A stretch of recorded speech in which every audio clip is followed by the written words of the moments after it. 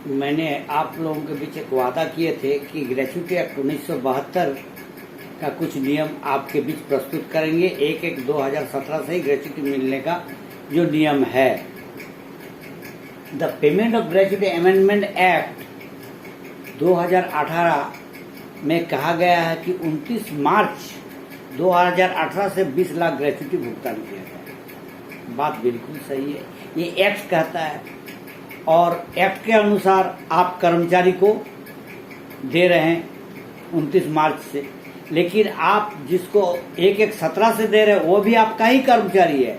Gratuity act में अधिकारी शब्द यानी एग्जीक्यूटिव शब्द है ही नहीं, दोनों ही फॉर्म आई में क्लेम करते हैं। अब सवाल आता है एक्ट में जो कहा गया है उसमें क्या कुछ ढिलाई देने का प्रावधान नहीं बनाया गया है? एक्ट में है।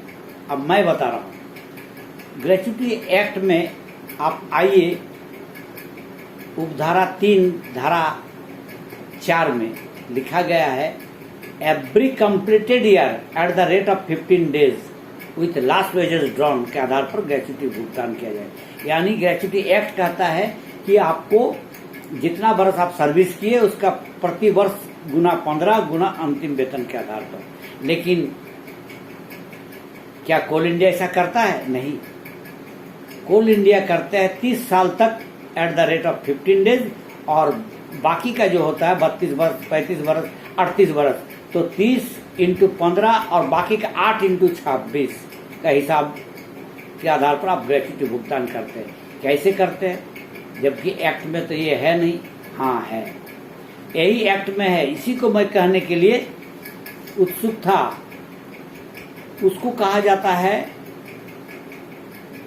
Right an employ to receive better terms of gratuity. जो आपका ग्रेच्युटी एक्ट का उपधारा 5 के धारा 4 में दिया गया है उसको कहता है to received better terms of gratuity. जो बेटर होगा उसको दिया जा सकता है, वो तो बना ही दिया। अब आइए, रातों रात तो आपको 20 लाख हुआ नहीं, पहले 10 लाख था।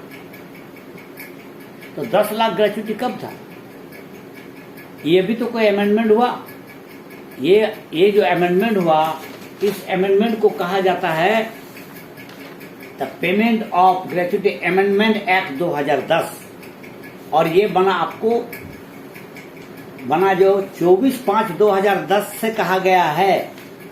24/5/2010 से कहा गया है कि आप अपने कर्मचारी को 10 लाख रुपया ग्रेच्युटी देंगे 3.5 लाख के जगह पर।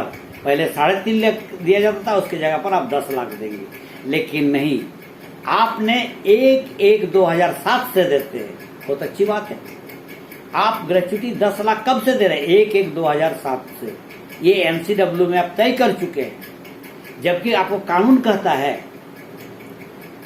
कानून कहता है 24 मई 2010। मैं इसको पोस्ट कर रहा हूं इस कानून को, लेकिन आप दे रहे हैं। किस आधार पर आप दे रहे हैं? आप उस आधार पर दे रहे हैं, आपको फिर उसी कानून का सहारा लेना पड़ा। Right to receive an employ to better terms of gratuity. Gratuity का जो बेटर होगा वो आपको साथ लागू होगा। यानी आप उसको जो है आप 24/5/2010 के जगह पर 1/1/2007 से किए। बहुत अच्छी बात। अब आइए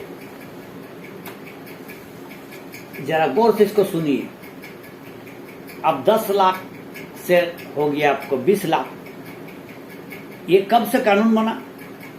इसको कहता है द ग्रेच्युटी अमेंडमेंट एक्ट 2018।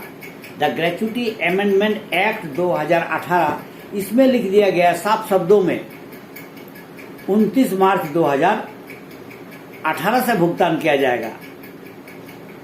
और आपने एक कर्मचारी को कर रहे 1/1/17 से और एक कर्मचारी का कर रहे 29 मार्च 2018 से।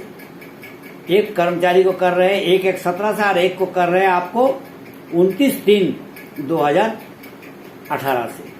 तो ऐसा तब आपको अगर आप कीजिएगा, और नेताओं को भी चाहिए जब 10 लाख वाला जिस तरह आपने एक एग्जाम्पल दिया उसी तरह इसको आप कर सकते हैं। बेटर टर्म्स ऑफ ग्रेच्युटी जो आपको उपधारा 5 धारा 4 ग्रेच्युटी एक्ट अधिनियम 1972 के अनुसार इसमें जो बेटर टर्म्स है उसके आधार पर आप कर सकते हैं। आपको कोई भी एतराज नहीं हो सकता है। ये एक जायज है। दिस डिमांड इज जस्टिफाइड और ये लीगली है। ये गए मैं आज 35 साल से यही देख रहा हूँ और कर रहा हूँ। जो है उससे आप बेटर दे सकते हैं। अगर आप इससे और कुछ बेटर दीजिएगा तो आपको ये कानून ने आपको ढिलाई दिया है। मैं आपको पढ़ के सुना देता हूं इस कानून को ही। आप इसको कहा जाता है not in this section shall affect the right of an employ to receive better terms of gratuity under any award agreement और contract with the employer. Employer दे सकता है, इसीलिए इस कानून का आधार पर उसको मिलना चाहिए सभी को 1/17 से। अब जो लोग बैठते हैं वो लोग को चाहिए इसको आधार पर निर्णय लेना। धन्यवाद।